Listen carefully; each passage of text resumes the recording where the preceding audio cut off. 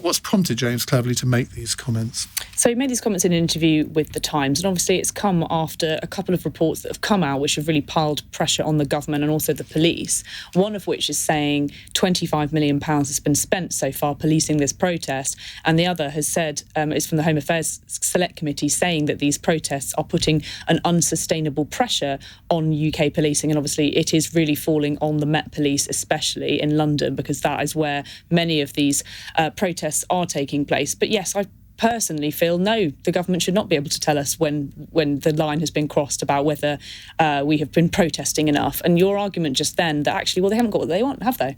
They've not got a ceasefire. The government's position has not changed. So actually, the pro-Palestinian protesters will, I'm sure, continue, and they have today vowed to continue despite James Cleverly's comments, saying, well, actually, we haven't achieved what we want, so we'll carry on until we do. Because if you look back in history, and I think you made this point earlier in the day on LBC, if you said to the suffragettes, well, OK, you've made your point, love, we know what you want, I mean, they wouldn't have reacted very well to that, would they? Yeah, exactly. And exactly, if the protesters were told, you've said it a couple of times, but actually it's not really done anything, then we really wouldn't be anywhere. And I think, it's very much the case with this protest. Free speech is such a cornerstone of our democracy, and so is protest. And I don't really think it's up for the government to be telling us when and when we can't protest. Obviously, there are legitimate questions to ask about MP safety. 600 people have been arrested at some of these protests. Obviously, it's right to say that, yes, they have been a nuisance to many people, especially many people coming into central London as well. We heard from callers a couple of days ago saying that they were scared to come into central London. And it's obviously right that some of these protests do always turn ugly. It does seem to be said. It is not just these protests, but protests that I've covered over many, many years, starting with, the student tuition fees protest. I think back in 2010 was the first one that I covered as a journalist. Me too. Was it actually? Yeah, because my office from my old publishing company was opposite the Conservative campaign headquarters on the other side of the river. So I had a bird's eye view on what was happening. It was outrageous. I remember phoning into LBC saying, put me on air now. Really? And I had to play the role of reporter, which I was very unused to doing. It was the first protest that I ever covered as a student journalist. I was probably 10 weeks into my course at Warwick, and we all got sent down on a bus to go and join the student protests, but I was more interested in covering it as a reporter, and I took some fantastic photos of them absolutely kicking in the door. But at the time, my mum would call me up being like, have you seen this on the news? What on earth's going on? Where are you? But actually, it was a fantastic... You said kicking down the door. I said, no, mother, I'm nowhere near. Don't you worry, we're all very safe. But at the time, it was a little bit scary covering some of those extreme protests, which were hijacked by the far left, and they were the ones that were doing those doors, kicking in those protests. It wasn't students that were doing that, were throwing fire extinguishers at the Conservative Party head office at the time.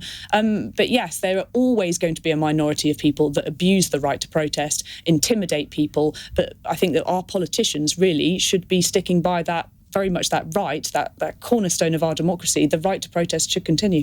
Natasha, thank you very much indeed. That's Natasha Clark, LBC's political editor.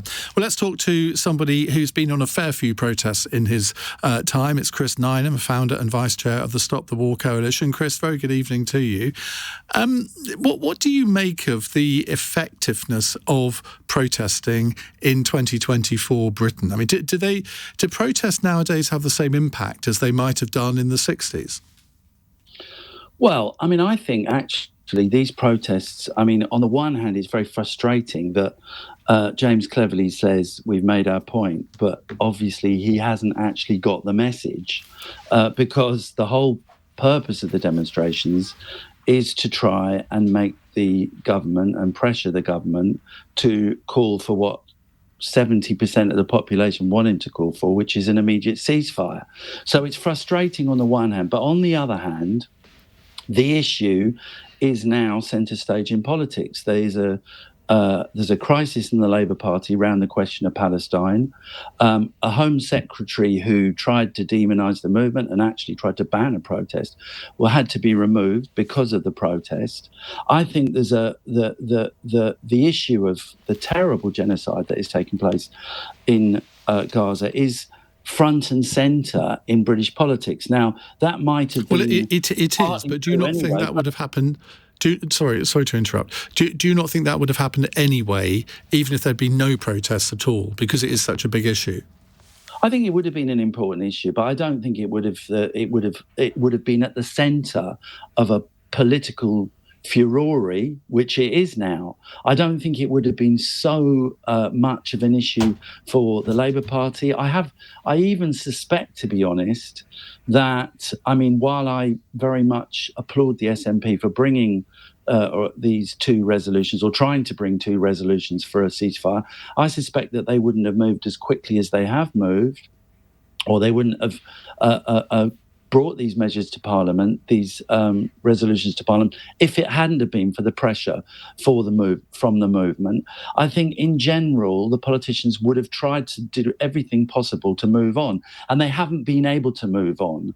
And I think they haven't been able to move on because of the protests and the fact that they are spending so much time attacking us and trying to delegitimize us and trying to say that what we're doing is wrong, I think gives you some sort of inkling of the impact that the movement is having. When James Cleverly says, you've made your point, what's your reaction to that? Well, my reaction is, yes, we've made our point, but the problem is those in office, those in power, haven't got the message. Well, they might have got the message, it's just they disagree with it. Well, they haven't got the message, which in the sense that this is a movement that represents 2/3 or 3/4 of the population who want to see a ceasefire. And in those circumstances, the message of the demonstration is do something. The message of the movement is you have to act. When we're faced with this appalling situation, with so many people being killed, so many women and children facing such absolute misery and savagery, action is what is required, and that is what the demonstrations have been calling for. And when people say, which they do, including many politicians, that the attitude that the British government takes or the British opposition takes to what's going on 2,000 miles away doesn't make any difference, they are completely wrong. I mean, one of the problems and one of the reasons why there is so much anger in Britain about this issue is that people know that Britain is behind the US, the main political supporter of the Israeli state, pretty much anywhere on the globe. It's us that is giving the US some limited political cover when they vote against the resolutions in the UN Security Council. It's us that are backing Israel diplomatically, politically, economically, and militarily. And so it really does matter. And, this is a question of urgency. It's not just a polite dinner party discussion. All right, Chris, thank you very much indeed. That's Chris Nineham from the Stop the War Coalition. Let's go to Kevin in Leigh-on-Sea in Essex. Hello, Kevin. Good evening, Ian. How are you? Good. What's your point? Well, my point is, and the context within which my point comes, Ian, is, as you will very well know, you were due to attend our association annual dinner as our guest speaker on the occasion when David Amos was murdered. And you will know some of the background around that. So my point is, at what point does legitimate peaceful protest end and mob rule start? And then where does mob rule escalate to?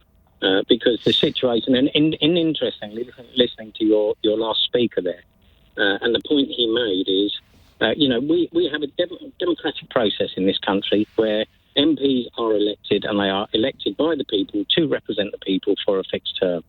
And the point of your previous speaker was, we need to keep demonstrating until we get our way. Well, is that not mob rule? At the moment, we don't currently have mob rule. How is it mob rule? Because surely it's only mob rule when the demonstrations descend into violence, and that hasn't happened on these demonstrations by and large. No, I disagree, because the point being is that they will continue to demonstrate until they get their way. But that is not how democracy works. By all means, demonstrate. It's exactly how democracy works. Well, I disagree. The democracy works at the ballot box, where we vote the people in to represent our views. We don't kowtow to mob rule to get what we want. Yeah, but as I say, you use this phrase mob rule, which to me seems to have a very different meaning to what you call it. The poll tax riots, they were mob rule. The student riots, which Natasha and I were talking about a moment ago, you could describe them as mob rule. You can't describe the Palestinian demonstrations that take place every Saturday as mob rule. Yes, there are elements within them that chant very unfortunate things, and we can all have our views on that. But okay, there have been 600 people arrested over the course of the last 4 or 5 months. But if you divide that up between the number of demonstrations and the number of people on them, that is not necessarily a massive number. So I don't think that's mob rule. Well, I know, but the other issue with the number of arrests is that I don't think they can be used necessarily as the barometer for the amount of disruption that's going on with them. But I come back to my point, though, that we have a legitimate democratic process at the ballot box, and it's at the ballot box where people need to make their point. And if they don't well, it's a fair point to make, Kevin. Thank you very much indeed. A texter says mob rule happened on January the 6th in the United States. I think that's absolutely right. I don't know what else you could describe that as. Keep your calls coming, 0345 6060 973. This texter says the overall impact of the Saturday demos is threatening, intimidating and anti-Semitic. Freedom of speech and conscience are important, but freedom to intimidate is not part of that. If people really believe in democracy, then intimidatory demos should absolutely not be part of it. How can you claim that large, aggressive crowds pressuring the government is democratic? It's removing the freedom of government and all citizens to make up their own minds. Well, I can see this is going to be quite an interesting debate.